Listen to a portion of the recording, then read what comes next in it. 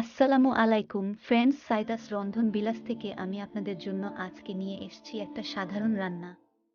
তবে এই সাধারণ রান্নাকে একটু এদিক সেদিক করে মশলার কম্বিনেশন এবং টেকনিক খাটালেই এই সাধারণ রান্নাকে অসাধারণ করে রান্না করা যায়। তাই আজ আমি আপনাদের জন্য নিয়ে এসেছি অসাধারণ স্বাদের সাদা পোলাও। বন্ধুরা, ভাবলাম মাংস, ইলিশ মাছ এগুলো যেহেতু আপনাদেরকে দেখালাম, আজ একটা পোলাও রান্না করে দেখালে মন্দ হয় না। এ রান্নাটা শুধু নতুন রাঁধুনিদের জন্যই নয়, হয়তো অনেক পুরানো রাঁধুনিরাও এ রান্নার ভিতরে অনেক টিপস পেয়ে যাবেন। তাই স্কিপ না করে সম্পূর্ণ ভিডিওটি সবাই মনোযোগ দিয়ে দেখবেন।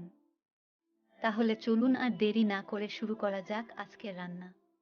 পোলাও বিরিয়ানি রান্নার ক্ষেত্রে চালটা একটু পুরাতন হলেই পোলাওটা ঝরঝরে এবং খেতে সুস্বাদু হয়। এখানে আমি 1 কেজি পরিমাণ পোলাওয়ের চাল নিয়ে নিলাম। 1 কাপ পেঁয়াজ কুচি নিয়ে নিলাম। 1 কাপের 4 ভাগের 1 ভাগ সাদা তেল নিয়ে নিলাম। বাটার নিয়ে নিলাম, যেটি গলে গেলে 2.5 টেবিল চামচের মতো হবে। আমি সবসময় চেষ্টা করি পোলাও রান্নায় বাটার ব্যবহার করতে। এটা সলের বাটার, যা আমি বাসায় তৈরি করেছি। এটা তৈরির রেসিপি আপনারা অতি দ্রুতই আমাদের চ্যানেলে পেয়ে যাবেন। নিয়ে নিলাম 1/4 কাপ অর্থাৎ 1 কাপের 4 ভাগের 1 ভাগ পেঁয়াজ বাটা, 1 টেবিল চামচ রসুন বাটা, 1 টেবিল চামচ আদা বাটা, 10-12টা সাদা এলাচ। আমার এলাচগুলো একটু ছোট তাই একটু বেশি নিয়েছি। বড় এলাচ হলে আপনারা 6-7টা নিলেই হয়ে যাবে। 4 টুকরা দারচিনি, 5-6টা লং, 3টা তেজপাতা কেটে টুকরো করে নিলাম। চালগুলো কচলে কচলে 3-4 বার পানি পাল্টে ধুয়ে নিলাম। স্টেইনারে পানি ঝরিয়ে নিলাম। চুলায় একটা ননস্টিকের হাঁড়ি বসিয়ে দিলাম। পোলাও বিরিয়ানি রান্নার ক্ষেত্রে তো মোটা তলানির পাত্র সব থেকে ভালো হয়। হাঁড়ি গরম হলে তেল দিয়ে দিলাম। Homemade butter. বাটারটাকে তেলের মধ্যে নেড়ে নেড়ে গলিয়ে নিচ্ছি। পুরোপুরি না গলালেও সমস্যা নেই।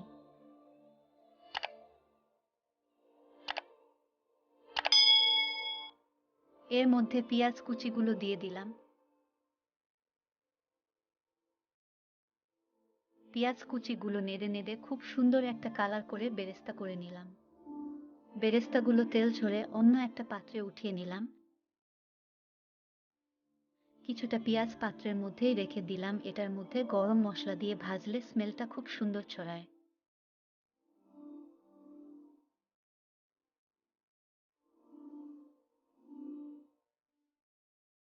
শাহজিরা দিয়ে দিলাম 1 চামচের 3 ভাগের 1 ভাগ। এই শাহজিরাটা সবসময় পোলাও যে দেওয়ার চেষ্টা করবেন। এই জিরাটা পোলাওতে দিলে বহু গুণ পোলার স্বাদ বেড়ে যায়। এটা সাধারণত মশলার দোকানে গিয়ে চাইলেই দোকানদার আপনাকে দিবে। মশলাগুলো দেয়া হয়ে গেলে 2-3টা নাড়া দিয়ে সাথে সাথে বাটা মশলাগুলো দিয়ে দিতে হবে। মশলাগুলো ভালোভাবে কষিয়ে নিলে যখন সুন্দর একটা ঘ্রাণ বের হবে, ঠিক তখনই আমরা ধুয়ে রাখা চালগুলো দিয়ে দেব।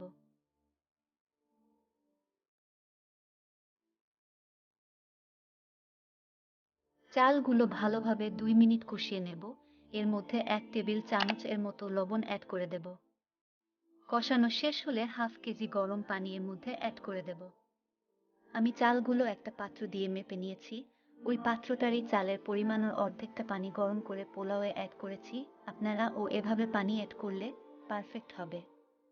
পানিটা দিয়ে নেড়ে ঢাকনা দিয়ে বন্ধ করে দিয়ে অপেক্ষা করতে লাগলাম যতক্ষণ পোলাওয়ের পানিটা পোলাও এর গায়ে গায়ে না আসা পর্যন্ত। এ সময় চুলার জালটাকে মিডিয়াম আঁচে রাখবো। যখন পানিটা গায়ে গায়ে চলে আসলো, ঢাকনা খুলে আলতো হাতে উল্টে পাল্টে নেড়ে বেরেস্তা করা পেঁয়াজ থেকে কিছুটা পেঁয়াজ পোলাও এর উপরে ছড়িয়ে দিলাম।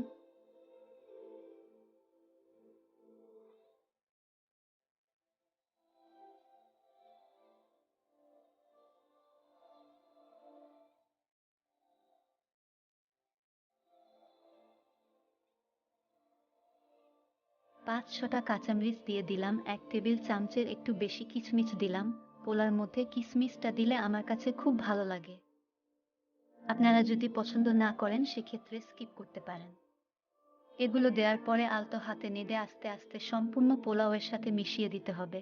এভাবে খুন্তিটা দিয়ে সুন্দর করে গুছিয়ে ঢাকনা দিয়ে রাখতে হবে 10 মিনিট। এক্ষেত্রে চুলার জালটাকে লো মিডিয়াম আঁচে রেখে হাঁড়িটার নিচে একটি তাওয়া বসিয়ে দিতে হবে।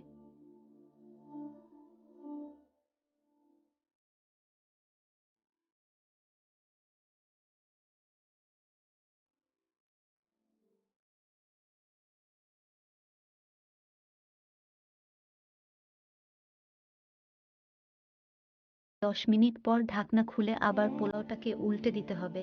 দেখুন, দেখেই বোঝা যাচ্ছে যে কতটা সফট হয়েছে পোলাওটা। উল্টে পাল্টে দেওয়ার সময় চেষ্টা করবেন পোলাওতে ব্যবহার করা গরম মশলাগুলো যতটা সম্ভব তুলে ফেলে দিতে। তাহলে পরিবেশন করার সময় বিরক্ত হবেন না।